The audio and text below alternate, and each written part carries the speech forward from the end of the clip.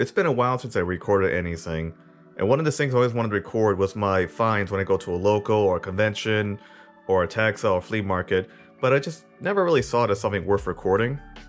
But this time I saw it since I got something pretty cool and I haven't put it in my collection yet, like I count every card I put in my collection, I thought maybe it's worth showing off what I picked up this time. I can't find the flyer, but this weekend, or I should say last weekend, I went to a place called Terrifcon that's in Connecticut at the Mohegan Sun Casino. And it's a pretty good chance you'll find a dealer or seller there selling vintage or old cards at a really low price. So it's one of those things I gravitate towards too and just hope I get lucky. I really should have recorded some footage of the con itself or the people there, but maybe next time. I do have another convention I'm going to in August, so hopefully if I get anything there, I'll definitely record it this time. A little more of the show itself, not just the cards that I got from it. So I didn't get anything too impressive, but you know, why not show it off? So I got this Dug Drill here. It's just a non-hollow Dug Drill from base set. Not the bestest of condition. I mean, it's pretty light play. I got this for $1. And then this Magneton, another Magneton, Wigglytuff, Wigglytuff, Wigglytuff. This other Magneton, and this Magneton, and this Venomoth. So I got a lot of these. I know it's who needs this many Magnetons, but I got a lot of these from the same dealer. I think he wanted like $8 for this. He wanted like $8 for each one, but I talked him down to it, and I bought stuff from him before, so he was like, yeah, you know what? I'll do 6 on that. 5, 5, 5, 5, 5, 5, 5, and 5. Pretty much I got them all for $5, which is pretty good because I have no idea what's with people like buying cards like these, like the Wigglytuff here, for example. I don't think this is, this is one of the better condition Wigglytuffs. It looks pretty clean, looks really good. He had it for $8, but he agreed to go down to 5 for me. And I don't get why this card, like you look on TCG Player or wherever, it's like 20, 25, and you go on Facebook groups, people are selling it for 20, 25. I don't get it. Granted, these are not the most desired Pokemon cards. It's not a Charizard or Blastoise. But I just don't get, like... And at the same place, at that venue too, you have people asking like 25 for this cards as well, and I'm like, up to 25, I should say, not 25 exact, but up to like 25 for each of them. And I'm just scratching my head because I'm like, why is it like... I might need an explanation on that one, but I hope you're getting my point. And that's one of the things I like about going to those conventions, those kind of venues, is because you come across different people or different sellers, and they have different selling points, and it's an interesting talking point with some of them. You can talk them down. This Magneton, it's got a little error, got a little problem right here. I mean, they're $5 for a reason. They're not gonna be absolutely perfect. It's cool if they're like really great shape, but otherwise, if you just want a light play, or very light play, or medium light play, or heavy light play card in your collection or to play, it's kind of like one of the best ways to get them. The fossil Magnetons are not the best in shape. They got foil chippings on the side, on the corners here. It's got some scratches on there. You can definitely see a lot of fingerprints on it. So that's not the greatest deal for $5. But then again, if you look online, they're like damaged cards for $5. I don't get that. But compared to everything else, like again, like 8, 8, 8, 10, 9, 7, he was pretty cool, and he let me take it for 5, each one of them. And then this Poliwrath I got from another seller, a different guy. Again, I think he wanted $10 for this, but I talked him down to, I think it was 6, and it's actually in really great condition too. The Hitmonlee here, this one I just picked up, this one was just $5. I was going through a guy's binder, and he had a binder of cards for $5, and now this was in there, and I'm like, wow, this is great.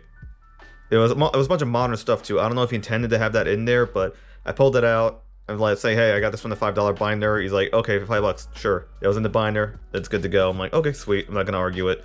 But he might have, because he had a lot of other vintage cards, but they were in a different binder, and there was not a marked price binder, or something that had like 10, 20, $15 on the back or on the front here on a little tag. So he let me take that for 5. And then here's a big win, depending on the look at it. This Misty Gyarados. This was in a box of cards, and the guy who's selling it, this younger dude, he like didn't have a price on it and didn't know the price to ask for it.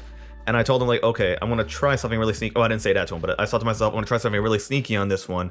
I'm gonna tell him. So let's be honest here. In the condition this Misty Gyarados in, look at that crease right there. Look at that. I'm not sure. There's a huge crease right there. Literally, someone went like this with the card in their hand. Huge crease right there. It's on the back. And I'm like, let's be honest here. People buy these cards, or people are bandwagoning these cards to get them graded for mostly reselling. I don't see a lot of people who collect, but mostly reselling. If someone's to buy this card with the intent to resell it and get it graded, that's going to be like a 1, or not even a grade. I don't know what they're going to grade it, but that's just pure damage. So the resale value is going to drop completely compared to the value or the amount of money you have to pay to get it graded.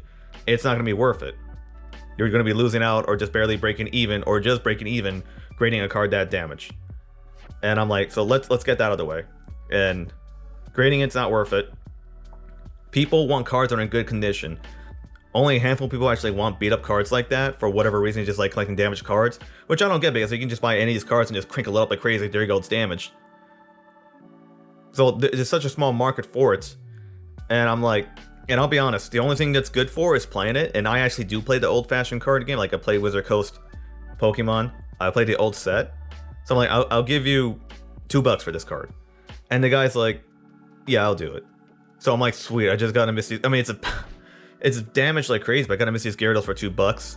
I mean, that'll go good in a deck, which is pretty much all it's good for. I can't imagine this having any trade value, because one thing is that even though I grab cards that are not in the best condition, I try to get them so they're at least in a playable, not playable, but a tradable condition. Like they're in a condition that's going to be, people are going to want to trade it, it's desirable to trade or desirable to have. If you get a card that's way too beat up, people aren't going to want that card. At least that's my 2 cents, that's my mentality behind it, it's what I think. I may be wrong. Like I mentioned, I do know there are people who collect really damaged cards, but collecting really damaged cards seems very odd, because you could just buy a card that's already damaged or partially damaged, or just buy a card really cheap and just mess it up, like crinkle it up, squish it, do whatever you want to it, and there you go, you got your damaged card. I think it's very odd that you would want to pay more for a damaged card, or it's some things confuse me. That's one of the things that confuses me about the hobby. And then the big thing I got at the convention was, I was looking around towards the end of the dealer's room. There was this dude, it was an Indian guy. He was like a younger guy. He looked like he was mad young, but he said he had this when he was a kid, so he has to be in that age group, from the probably born in the 80s, grew up in, or born in the 90s. He had this, the Tempest gift box.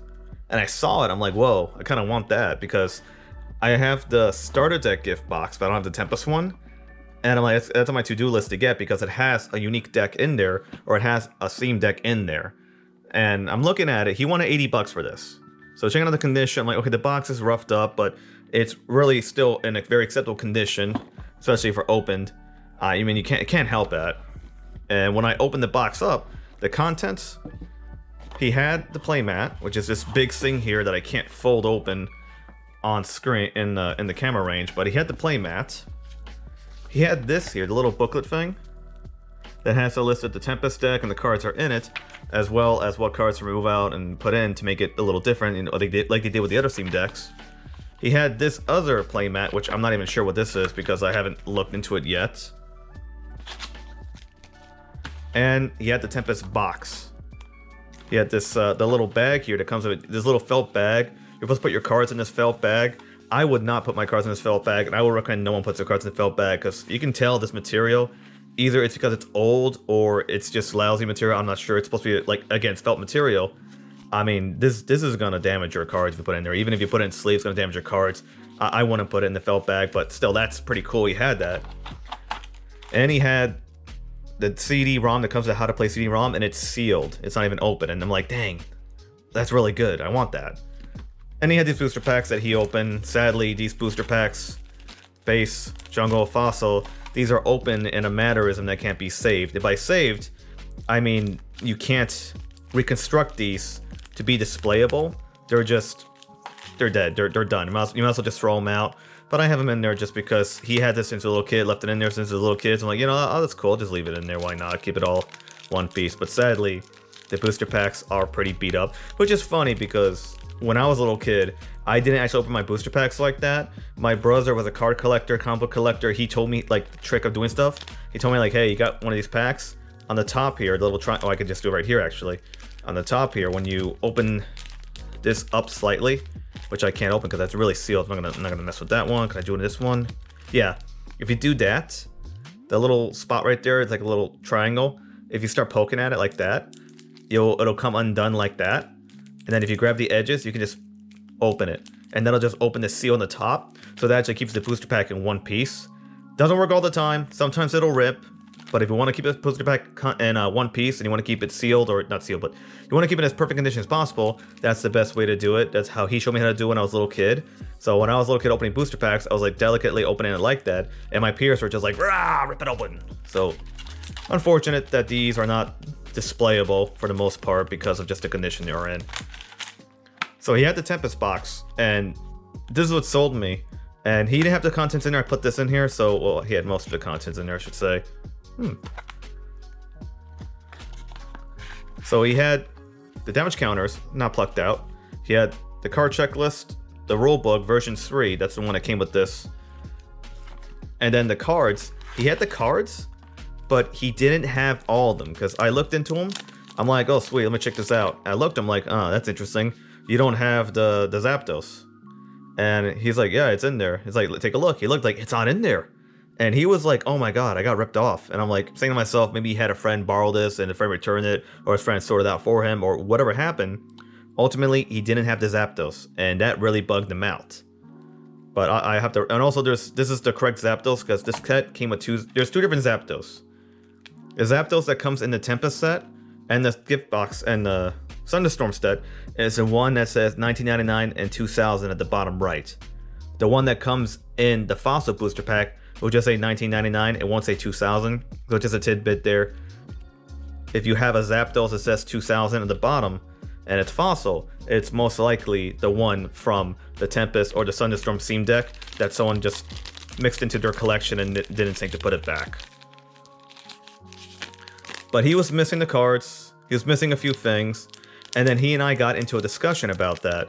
And I don't want to say it was like a heated debate, but we're definitely like kind of like, I got him to say my friend, which I saw his hysterical, because it's like a cultural thing for people and that side of the world when they're trying to tell you like, hey, you know, I'm trying to talk to you and stuff like that or whatever. Say my friend was just like, you hear it in video games all the time, and that's just nonsense to hear in video games. But he actually said it, and I thought it was charming that he said it. I thought it was pretty funny, funny in a charming way, you know. But ultimately, it was missing this, and what I was trying to tell him, and this was an error on my part, was that the Tempest list, this should be base set 2 cards, not base set 1. And he's like, no, it's base set 2. He's like, no, my friend, I opened this when I was a little kid. It is base set 1. And I'm like, I believe you. I absolutely believe that you opened this and that's what you pulled out of it. I'm just saying this is supposed to be base set 2, not base set 1.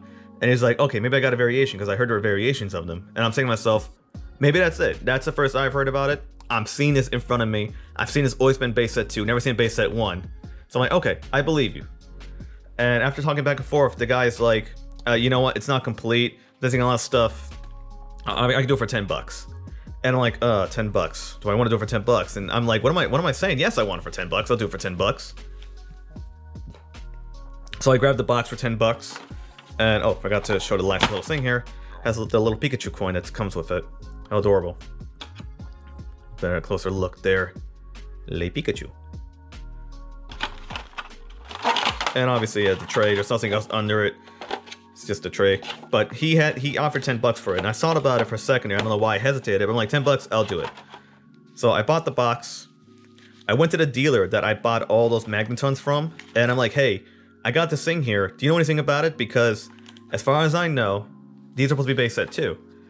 So I showed him. He's like, oh wow, that someone had that here, because he would have totally bought it if he knew someone had it. So he saw it. He's like, okay, I see the problem here. This is Tempest. The one you're thinking about that's base set 2 is Thunderstorm.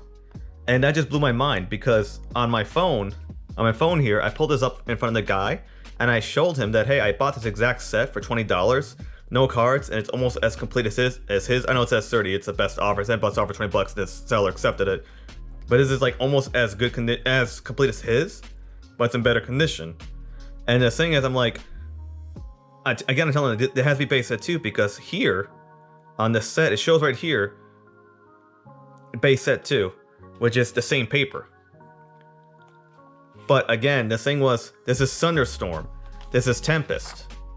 They use the same exact imagery or paper for everything. Even the box is the same art, with the exception of obviously the polywag on instead of a side duck on the box art on the picture. It's the same artwork. It's just Tempest instead of Thunderstorm. So I'm like, oh man, I feel like a jerk. So I went back to the guy, the Indian guy, the Indian dude, and I'm like, hey, I just looked that up on my phone. I just talked to another seller about it, and he said that this is Tempest and I had Thunderstorm. I was getting them confused. So I'm like, oh man, I'm sorry if I was like abrasive to you, just being like really going back and forth. And the guy's like, no, that's fine. I didn't feel you were being abrasive. You know, we're learning this together because this is something from the past. We clearly have more to learn about the hobby. And I'm like, yeah, apparently we both do. But, you know, I apologize still, because sometimes when you're over there, you have some sellers that are just kind of like clowns, and you have to, I don't want to say you need to be abrasive or need to like really put your foot down on them, but you really have to like stand on both your feet and say like, hey, this is the case, or you're wrong, these are the prices, that's what you're asking, this is what it usually goes for. And even if you don't tend to buy it, some of them, like, every guy over there had him a Champ first edition, like, oh yeah, it's first edition my Champ, $50. And I'm like, this is not the first edition one. And like, what do you mean? It's a first edition. So one person, the person who I bought the polywrap from, I explained that to them, and they're like, oh, I didn't know that. Oh, thanks for letting me know. And it's like, some people are just very receptive, and they're like, hey, thanks for telling me, now I know what this exact card is. While other people, they're like, oh no, what are you talking about? This is the first edition of Champ, this is the big deal first edition one, and I'm gonna get like $100 for it, which, you know, good luck with that. But the guy was cool. I told him, yeah, so that's what this is, and he's like, yeah, that's great. And then of course you get some of the weird sellers or the weird dealers. Like, there's this one dude there that has this like whole entire staff and crew there, and he was there at a different con I was there last year called like E3, not last year, a few months ago, called E3.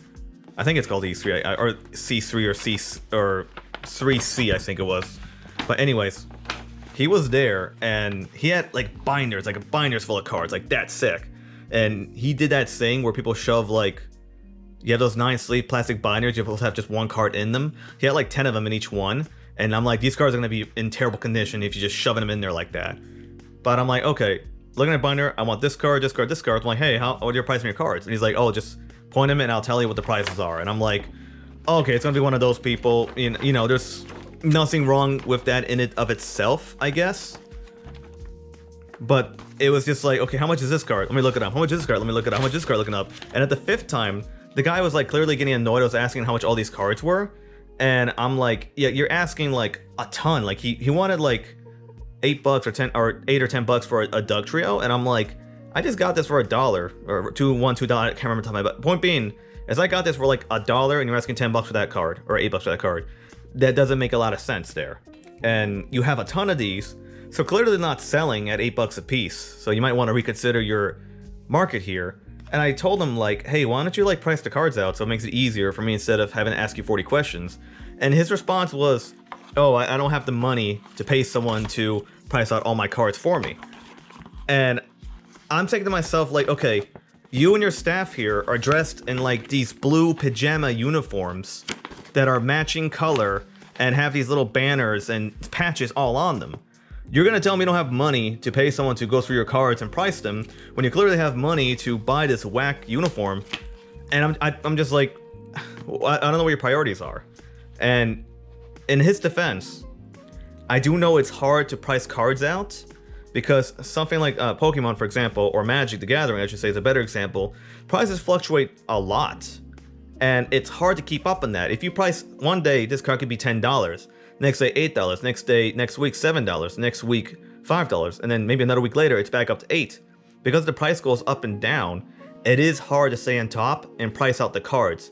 So I do understand that much. But at the same time, if you have a binder that's sick, and you have cards that are shoved in those 9-page sleeves to the point where they're just like literally about to break the sleeve itself, or the 9-layer sleeve itself, you might want to reconsider what you're going to do. Because, you know, I'm no salesman myself, but I don't sell personal products myself. But if you're sitting on something for so long, you're not really making money off it, and you need to like really consider your sales tech or sales marketing. So these are what I picked up at Terrifcon. They did have some celebrities like Riker and that guy from Terminator, Kyle Reese there, but you know, it was cool looking at them, but I don't really want to wait in line and meet them. Nothing against them or anything, I'm just not really into meeting celebrities so much. And again, I mean, I've been doing this all summer and over the year, just going to places, going to venues, flea markets, conventions, and picking up stuff. But I just never do a video on them because I don't know if it's worthwhile. Because obviously, it's just a lot of stories, just a lot of storytelling, and I don't know if anyone's really interested in hearing that kind of stuff. I mean, for me, it's kind of interesting. At the same time, I'd probably fall asleep hearing someone talk about this. But maybe I'll just start doing videos about that, just my adventures at conventions, just my finds, my lucky, because sometimes I get really good finds, because at that same venue at the Mohegan Sun, the Easter I went to, there was a guy that had a bunch of stuff for Pokemon, and I guess either no one stopped by his booth yet because he was still setting up, or I was lucky and somehow no one went to his booth because he was still setting up. So I went there and he had like a whole binder full of rares, non-holo rare Pokemon cards. And I'm like, how much you want for these? And he's like, $1 each. So I literally grabbed a stack of like 60 rares, like that many, from base set all the way to Neo Genesis. And I grabbed that much and he's like, want $1 for each of them. I grabbed like 8 of the Mew promos. I grabbed like 6 of those computer error promos. I grabbed a lot of stuff from him for like $1 each. And he even had these he had these boxes. Now they were folded. I just flattened them myself so I can store them. But he had the boxes for Overgrowth, the starter deck, Power Reserve. He had these boxes. On top of that, he also had these two things, these deck boxes that used to come with 60 Ultra Pro sleeves. And he had these, which I've never seen before in person, the Steam Deck boxes for the Gym Hero Gym Challenge, the Japanese Steam Deck boxes. So I got all of that for $70. Basically $10 more for all the boxes. And these had the rule books, their coins. These did not have the cards in them. I just have like energy cards in here. Just so the box doesn't go flat or damaged, just have them in here just to keep them in shape. They do have their little rule book in them, which is really cool. So I got all that like for $70.